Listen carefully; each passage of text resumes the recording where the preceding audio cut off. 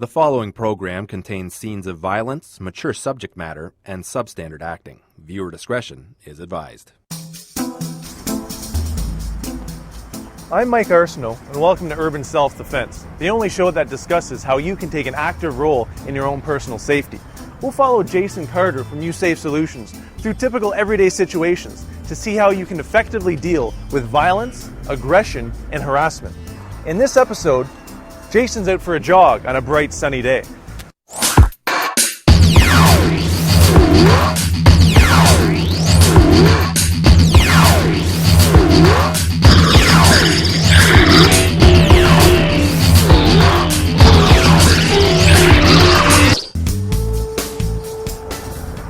Hey man, how's it going? Is this your car? Maybe.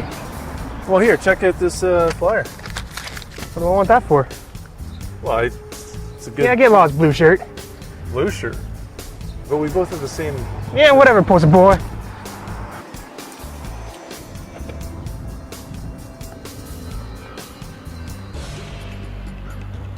Is that a fanny pack? I didn't think they made those anymore.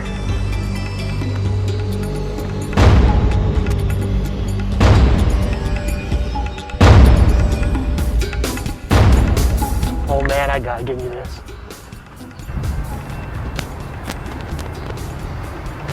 Can't wait to see what's inside that fanny pack.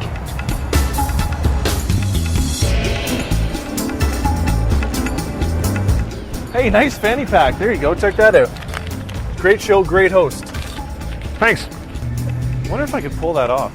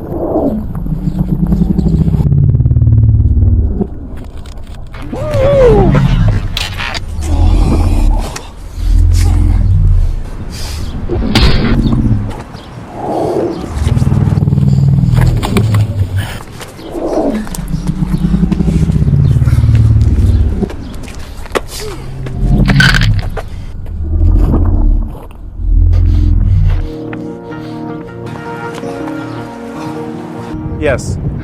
Thank you. Okay. All right, please turn the way. What happened? I come jogging through, and I was just adjusting my music, and I probably shouldn't have been. Pay more attention to what's going on around me. And he stepped out from behind the vehicle and hit me. It's the same guy. I saw him earlier. He kind of gave me trouble when I was handing him flyers, kind of pushed me. I got out of there, and then he just ran at you out from with no... No, blatantly jumped. Didn't even see it coming. Next thing I know, wow, he was hitting me and I was hitting the ground. How did he get on top of you? Like, did he elbow you or what?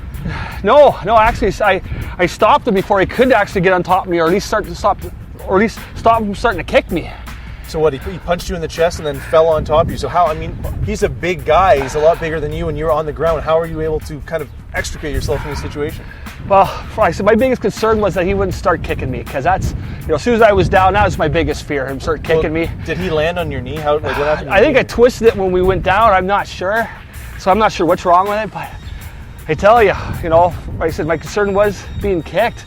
How'd you get the upper hand once he was on top of you? Well, like I said, my first thing I had to do was I had to stop him. So I took my feet and I hooked to the inside of his legs, to his knees, and drew his legs apart. You hooked the top of your foot around the back of his to knee? The inside of the legs. And then that pries him apart, and then what? So what is the point of that? Well, first thing, it's going to stop him from stepping on me and puts him really off balance, because it's like basically straddling something. Well, it right? looked like he was going to fall on top of you there. So then he's falling on top of you. Then you did a couple strikes. I couldn't really see what you were doing, but where did you try and strike him? Well, what I did is I sat up and I punched him to the groin to knock him off balance. so he wouldn't be able to keep hitting me, or at least try to hit me. I mean, obviously that worked, because I mean, you hit him in the groin. He wasn't able to keep kind of striking you. So then you did the groin punch, and then what? Like he ended up on the ground. So what happened then? Well, after I struck him to the groin,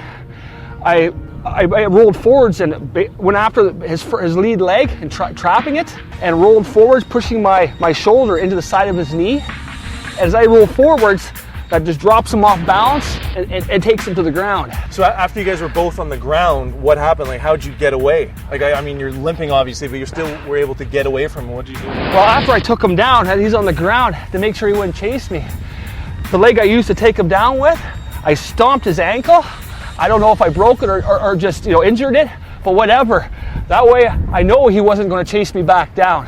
And that's what I had to do, because if I just got up and ran, he could have ran right back after me. So you stomped his ankle, so that's going to kind of immobilize him, even though you're not moving very well. We'll hopefully get some response here quickly, but you can't move well, but he's not going to chase after you because, again, you either severely busted his ankle or it could even be broken possibly. The biggest thing, again, is I knew if I'd lay there, I might not be even here talking to you right now. I could be splattered all over that pavement. I have no idea. I wasn't going to stick around to find out. And I'm going to tell you, next time, these are not going to be in my ear. And so that's why you stomped on him, because you need to get away no matter what. I needed to go home. Okay, or at least to get away. Well, I see some police coming up here now, so hopefully we'll get you out of here and get that checked out. Thanks a lot for being here. By the way, where'd you get that fanny pack? You can find that at a good fanny pack retailer. It's very slimming. Thank you. Did you know there was over 2,000 assaults in the City of London last year? So avoid jogging with your headphones in and your music on, so you're able to stay aware of your surroundings. This will help keep you safe.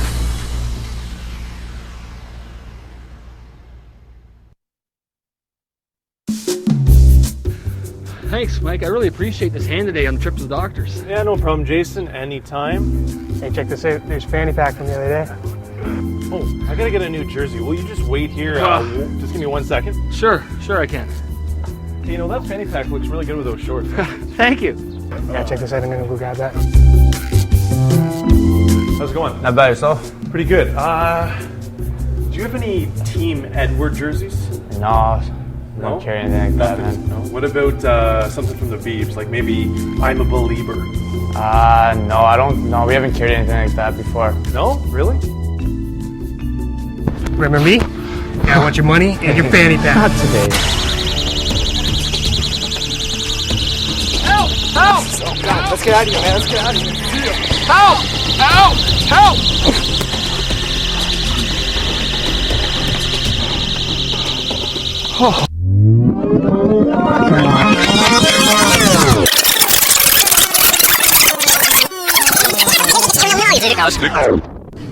Remember me? Want your money? I want your fanny pack.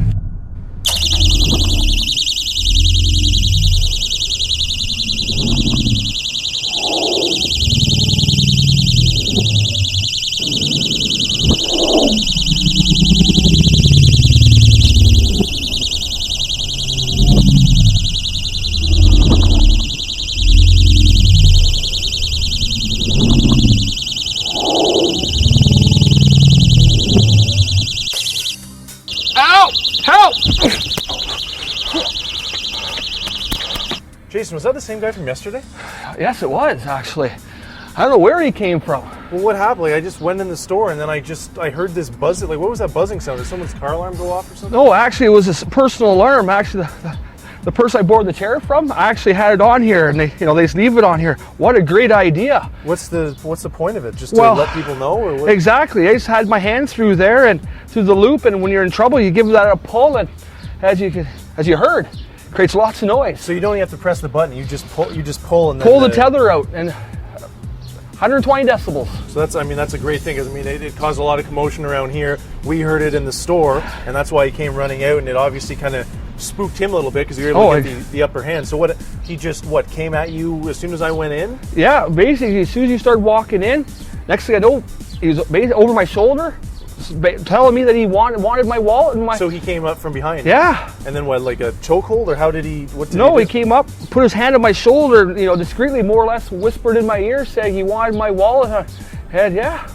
So when he said that, that's when you pulled the string, the alarm went off, and then so that kind of confused him for a second. Then you got the upper hand. So what did you do?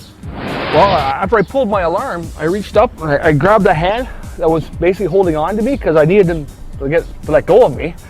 And from there, I basically pulled his hand free, peeled it off, turned his palm towards the sky, grabbed it with my other hand because he was a big fella. I needed 2 hands on that. But I mean, you're not really in a strong position, so you just literally just held just easily. How did you do it so easily? Or did you use some kind of an angle or what? Well, to release a grip from your shoulder, I just rolled his pinky and his palm towards the sky.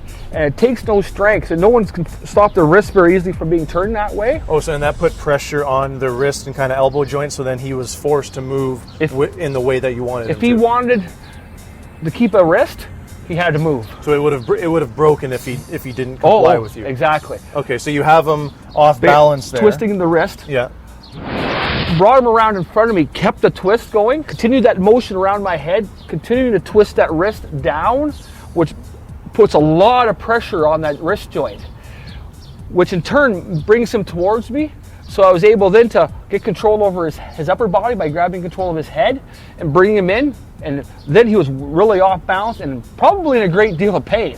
See, that seems kind of counterintuitive. Why would you want to bring someone who's trying to do you harm closer to you? Wouldn't you want to try and get away from him? Why'd you bring him in? To get control of him, I had to bring him in towards me. I was able to use the chair and myself as a base. Get him in towards me, use the tools I have around me, for example, this chair, pull him in, get control over him first, because if he is out there, I'm at a disadvantage. I'm in a chair. What do you mean by get control of him, though? So you kind of had him on your knee there. What do you mean get control of him? Well, once I had the wrist in a very painful position by putting pressure against the wrist joint, pulling him off balance, he had nowhere to go.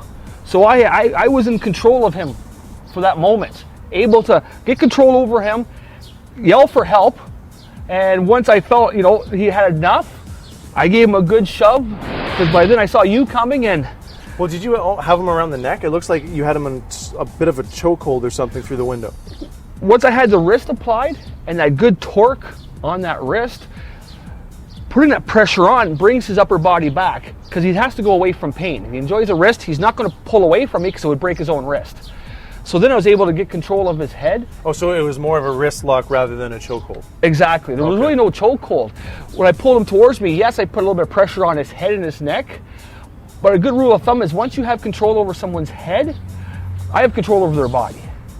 And I was able to keep pressure on that wrist, pull him towards me, and keep him 100% off balance and in a great deal of pain while I was able to yell for help. And then you just pushed him away, and then I think you probably hurt his ego, bruised his pride a little bit, because he just took off as soon as I came out. He just took off running. I think between the noise of the alarm and you coming and that whole commotion and being in pain, yeah, scared him away. Good job, Jason. Let's get out of here. Yeah, good. Hey, did you get a chance to get your jersey? No, they didn't have what I was looking for. Let's get out of here. Okay. Did you know people with disabilities are twice as likely to be a victim of violent crime? If you rely on a wheelchair, avoid wearing objects around your neck so you become less likely to being choked from behind. This will help keep you safe.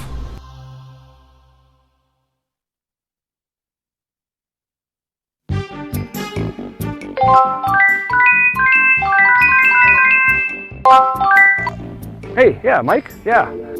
Hey, Jason, are you almost here? Yeah, I'm coming, bud. Little slower. The doctor says it's not broken, just badly sprained and beat up. Well, hurry up, man. I need my wingman. So give me a couple more minutes and I'll be there, okay? No, I'm surrounded. This is crazy. I'm running out of corn here. Yep, see you in a minute. Bye-bye.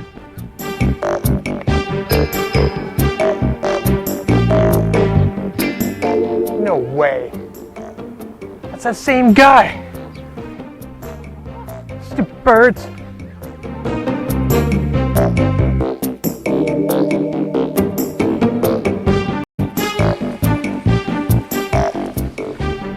What?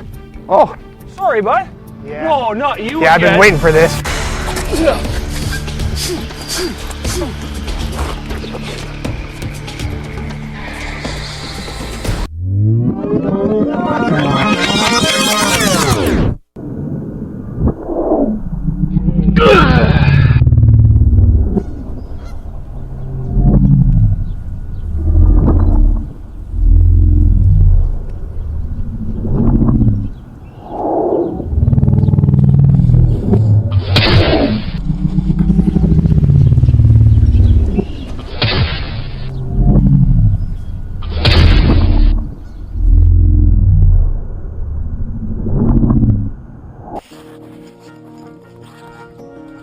Jason, you okay? Yeah. So, same 3 times? What's going on? I think he's stalking me. I don't know. Obviously I saw you there, I gave a wave, and next thing I know, he came down the path, kicked my cane out. Where was he? Came through the water over there? Well, he must have been sitting over there. I didn't even see him. Did you recognize it was him when he first walked past you, or you just think it was just Well, I someone was else in the busy path? looking over at you there, giving that wave, and by the time we kicked my cane out, and I turned around and looked, I was, no, not Wait, you he again. kicked your cane out? Yeah. Really? Yeah. So did that not set you off balance, or what was going through your mind when that happened? Well, the cane went out, and obviously I had to do a quick side double step, obviously, to get my balance again. And that's when I recognized who he was, and I thought, no, I knew it wasn't going to be good.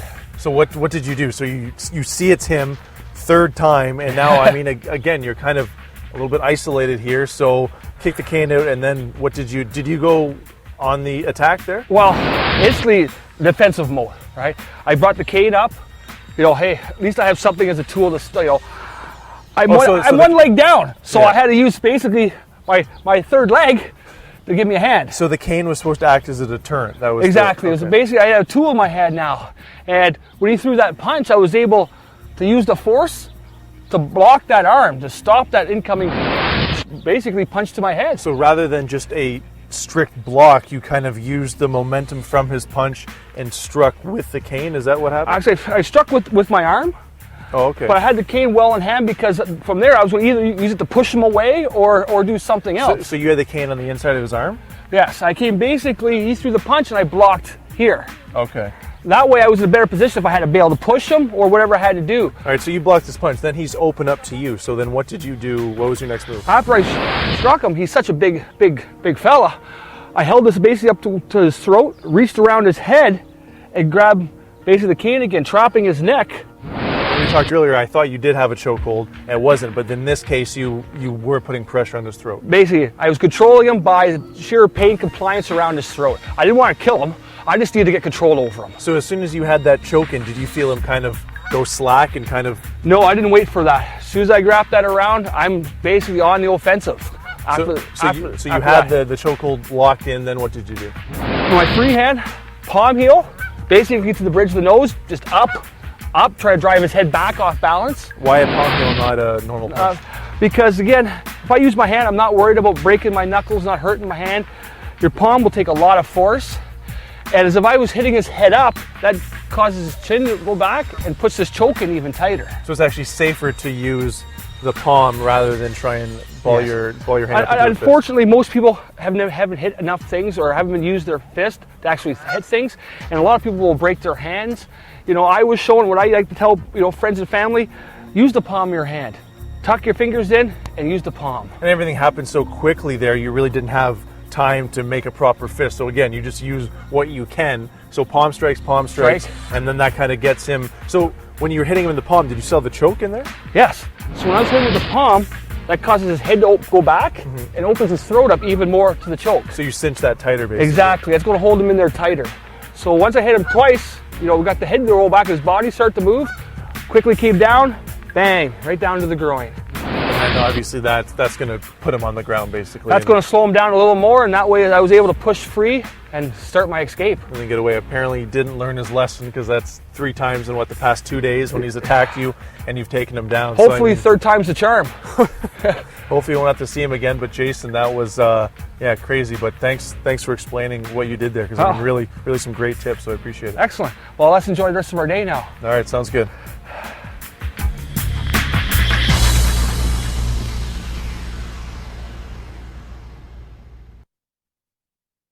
Well, Jason, looks like the geese have left us, so quite an amazing couple days for you. Yeah. It all started running in the parking lot, and you got taken to the ground. So, I mean, what are some tips people should know to defend themselves if they're forced to the ground?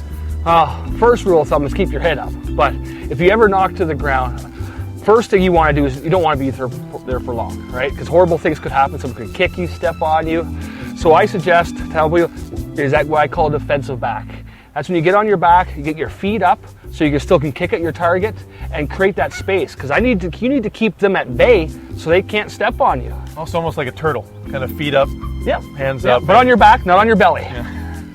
So once you have that, now is there something that people should maybe be aware of, because that's going to be scary to be on your back? So is staying calm an important tidbit that people should be aware of? Yeah, in any self-defense situation, you want to try to stay as calm as possible. It's tough, right? You have adrenaline running, it's a shock of what's happening, but you need to take control still. So, control your emotions or they will control you. So I hit the ground and my whole goal was, I didn't want to be there long. So get control over them and get back to your feet as fast as possible. And when you are on your back like that, and again, you said bad things can happen, anything can happen, you don't want to fight fair in that situation, right? You want to do whatever you can to get away from yourself. You're 100% right, Mike. If someone attacks you on the ground, that's the worst thing that could possibly be done to you. You will end up in the hospital or in the morgue, horribly enough.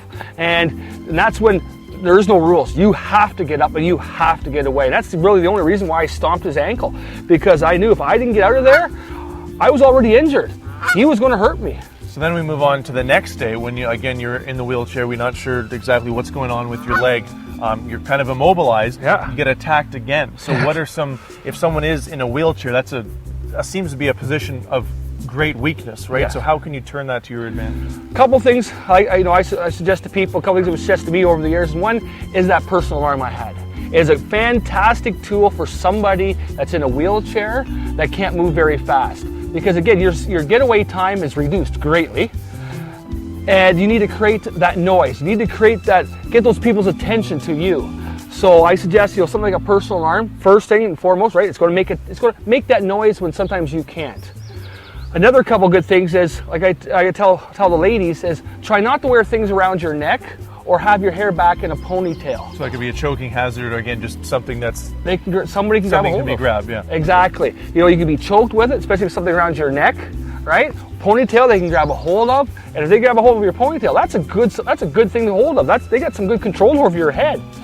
So again, it's being mindful of your surroundings, that urban mindfulness, and then using those tools around you. For example, I actually physically used that wheelchair on my side when he attacked me. I pulled him into that chair and used that chair as a base to get control over him, because that's the only thing I had. Well, speaking of using your wheelchair to your advantage, you also used your cane to your advantage just a few minutes ago. So what if you are kind of maybe infirm and you have a cane, how can you turn that to your advantage? Again, you want to use those things around you that are easy accessible to help stop and remove yourself from that horrible situation. In this case, I had a cane. And I'm lucky, I did have it.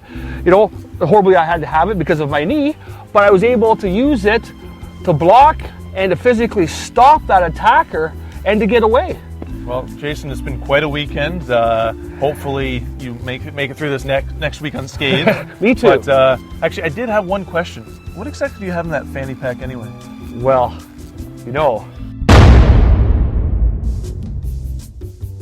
I'm gonna break into tears soon, so we need to hurry. I can't do this smiling. I'm terrified. This is... Oh, God! Well, it's because it's a good show, right? Shut up, Blue Boy. Blue Boy?